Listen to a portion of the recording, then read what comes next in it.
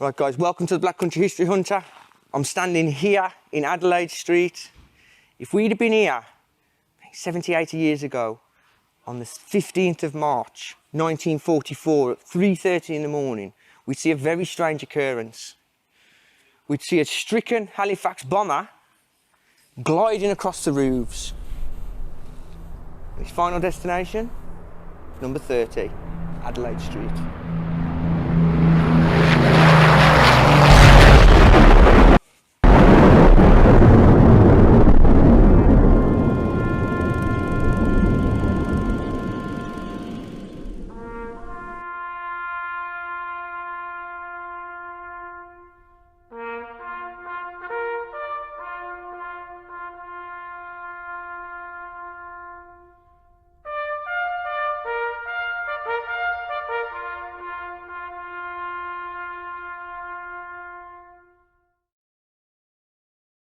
Today I'm standing in Adelaide Street, Brierley Hill. Now, on the 16th of March 1944, a squadron of bombers set out to bomb STUGART in Germany. Now, these bombers included Halifax Bomber LW413, which was part of a squadron known as the Orlet Squadron or Skylark Squadron of French-Canadian pilots. Now, this squadron was based up in a barracks called RAF Thorpe. Now, these guys were very committed. As you know, bombing was not an easy job, and they've never been recognised for what they did. But on this night, they went to STUGART, some 600 miles from where we stand today. Now, on the way back, or when they were there, should I say, they came under heavy flak fire from guns such as this one, the 88 flak fire gun. This was a gun used by the Germans to beat down the planes from the sky that were destroying their cities, much like they did in the Blitz, and the Blitz that was still going on in this area at the time. Well, they called it the Birmingham Blitz, but it was actually the Midlands and the Black Country Blitz in my mind. But yeah, so on this fateful night, the 16th, these bombers set off from somewhere near York on the way to STUGART. When they got there, they released their bombs, some 3,000 tons, guys, of bombs. You know, they totally decimated STUGART that night. It was the largest raid to that date that we had actually done. It involved over 1,000 bombers, Halifaxes and other kinds of bombers. Well, this particular bomber on this particular night with these 7 airmen in were badly hit by flak. These were big old guns. And the lights that they used with radar, the Germans had come up with a radar system which connected to the lights. Now, not all of them were this, but I've heard statements from men on programmes and documentaries where they said that the lights would be like that, like a beam of light. And then suddenly, if the radar locked you, bam, it'd be on you. And as soon as that locked on, whatever plane was in that spotlight, it would hang on to until it was down. So these gentlemen wouldn't have been caught in that spotlight, but flak was designed to go up next to the plane, explode and shower the plane and the fuselage with lots of different bullets. So these planes, this flak was designed to take planes out of the sky. Now, the planes had different tactics to stop this. They would lower and higher, they would gain height and lose height in a formation style to try and avoid the men doing the flak guns from aiming. Like a sniper rifle, you aim in front, you account for wind. When I was in the army, we talked about this a lot. But yeah, you have to be where the bullet is going to, you have to send your bullet where the enemy is going to be, not where he was, you know. So that's the thing, when you're shooting a mile up, by the time your direction hits the plane, the plane's gone. So what they'd do is they'd have predictions, and to confuse the flak gunners, which were experts in this, they'd have different ways of slowing down, speeding up, dropping and heightening, swerving left and right, and all these sort of things confused the flak gunners. But when it comes to this radar system, man, they didn't stand a chance. The gentleman said as soon as it went whoop, it would follow that plane until it was dropped. So to have that if they had a lot of these, they didn't, these radar guided lights, it would have been a nightmare, you know, a nightmare. But unfortunately, on this night, these guys were hit by flak, not badly enough to kill the plane straight away. It struggled on. Now, its trajectory, as you can see here, should have been heading back to York, but for some unknown reason, it ended up here, guys, in Adelaide Street. Now, I did believe that they bailed at sea, because they bailed at sea, it ran out of petrol here, that's why it was going low and it hit the roofs. So yeah, guys, that flak hit that plane. Now, this plane head back for Britain, some 600 miles it had to go. This plane didn't end up where it was meant to go. I think it was heading for Halfpenny Green. We'll talk more about that later. But this plane came in here, folks. It came in. Reports said that it went across the top of Trinity Street, hitting roofs, almost hitting chimney pots. Lowered, lowered, lowered, lowered, lowered, till it hit a bedroom, number 30, just there at the back. Bang! It exploded. The thud was heard all over Brierley Hill, guys, so you can imagine the shock. One of the ladies that lived here, Mrs. H. Jordan, a few doors up, she actually said she was asleep at the time. Her husband was working nights at a nearby factory. She didn't actually hear the plane coming. Most of the residents heard the low drawl of a plane coming in low. They thought German attackers, maybe. It was a common thing. We were during the Birmingham Blitz now. But actually, in fact, it was a stricken English plane or a stricken Canadian plane, been hit by FLAK in Germany and was limping its way back to, I think, Halfpenny Green.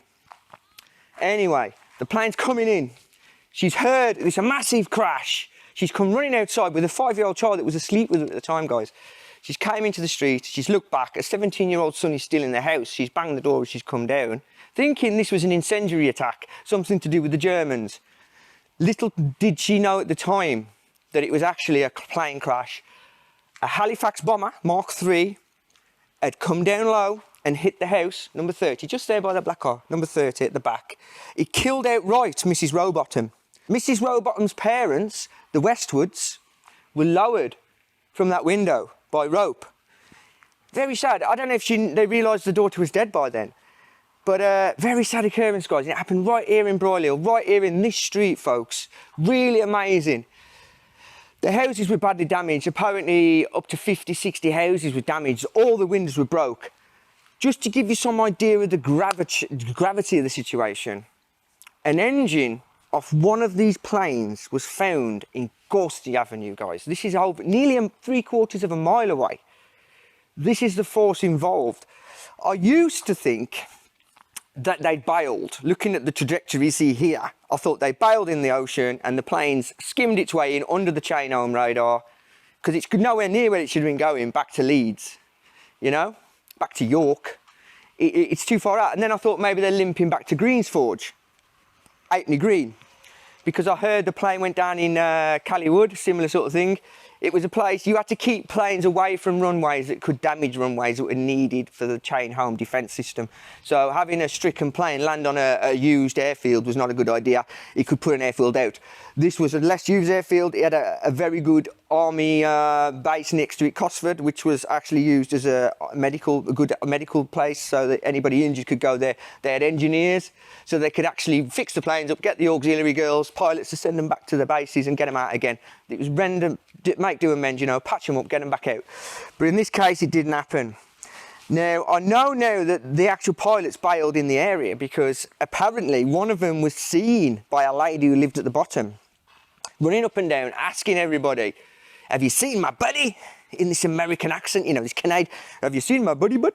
I don't know how the Canadians speak, but he was in a frantic state. It said on the newspaper article that several were safe and thought all to be safe as they bailed. There's a newspaper clipping here that you can see, and it expressly says pilots were safe, but it doesn't say they're all safe. It just said they're all thought to be safe. So some were not fine for some time. You got to remember there's a lot of disinformation and misinformation during the war, and we had to confuse the Germans in many ways. When it comes to newspaper articles, we couldn't report everything. For instance, we knew where a lot of these bomb raids were coming when the Germans attacked because we had broken the Enigma by then, but we couldn't allow the Germans to know that. That came up with such things as STARFISH around Wolverhampton. Certain places like Season and Trisol were actually sacrificed to keep Wolverhampton. Now, the actual residents of Season and Trisol didn't know this. You know, they were being sacrificed for the greater good of Wolverhampton and its machinery. Because if we actually defended Wolverhampton highly, they'd know, why are they ramping up defences around Wolverhampton? They know we're coming, they've broke the Enigma. We could not risk them knowing this, because that's what won us the war. Without the Enigma machine being broke, we wouldn't have won the war. But yeah, back to the plane crash, guys. Happened here in Brierley Hill. Very sad that the lady died. The woman in the street was quoted as saying, "I'm so amazed that the pilots are alive. It's a blessing. Bless them. Thank God we're alive, thank God they're alive, and at least only one died. It's a miracle that only one died. Looking at the travesty, you can see in this picture here, a contemporary picture, the damage on the back of these houses. You can see 3 girls there, you get some idea. All the houses were burnt out. 6 or 7 burnt out at the back. Some of these windows have all been replaced. All the glass was broke. But what an amazing place it is, and such a sad story. The lady I've been speaking to today, Julie Walker, who kindly made me a cup of tea, has been telling me all these names that lived here, and they're coming up in the census, guys. If I put a picture up now, all these names you see now, she mentioned today. So yeah, a lot going on. Really interesting story, folks, and it's just amazing how the engine ended up in GORSTY Avenue, so many miles away. So this plane heading back to wherever, either Halfpenny Green or York, but on that trajectory, I think Halfpenny Green, if the pilots got out here. Apparently run out of petrol, so they must have been trying to limp back to Greens Forge or to Halfpenny Green. Should they have dumped it in the sea? They'd have probably been sacked, because every plane mattered. Every plane mattered, and if you could limp home, you would limp home.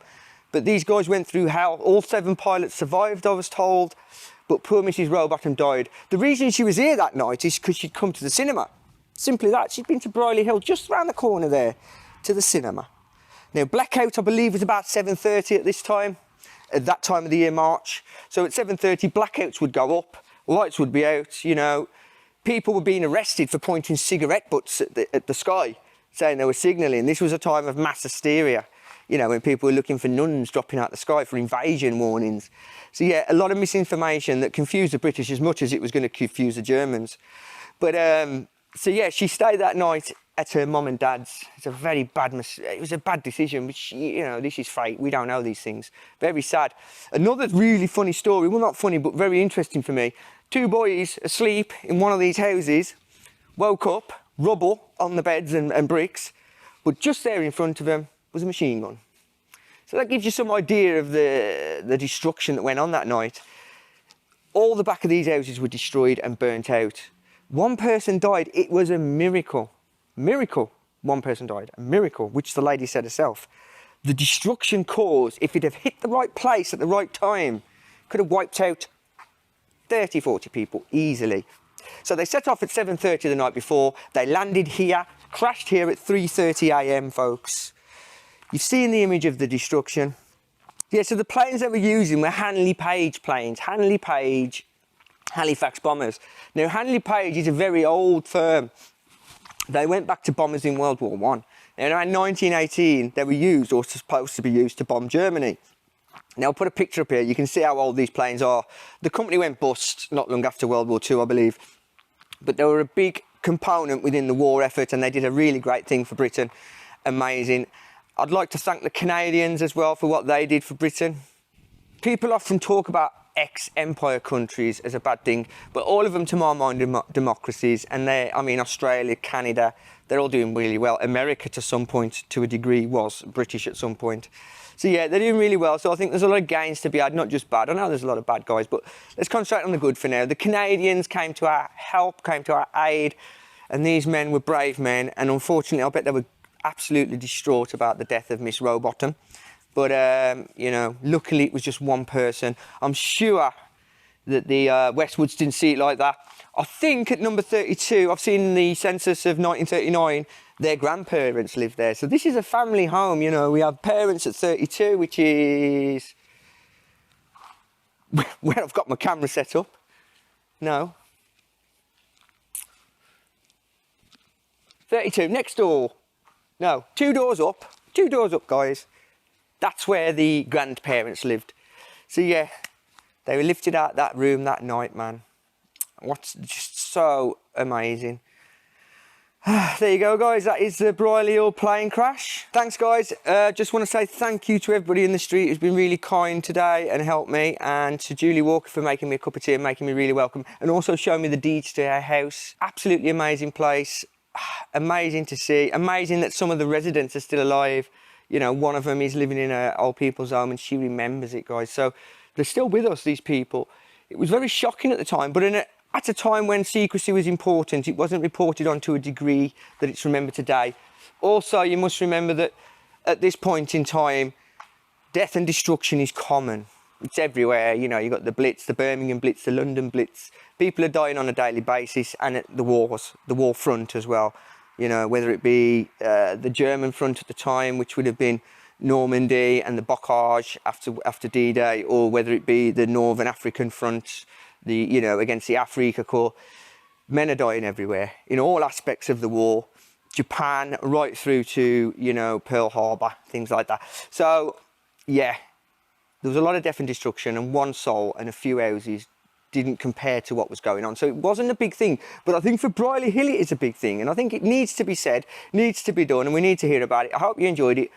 If you did, give it a thumbs up, give it a like, it always helps. Yeah, thanks for watching, guys. See you on the next one. All bells in paradise, I heard them ring. It's gold on the outside and silver within.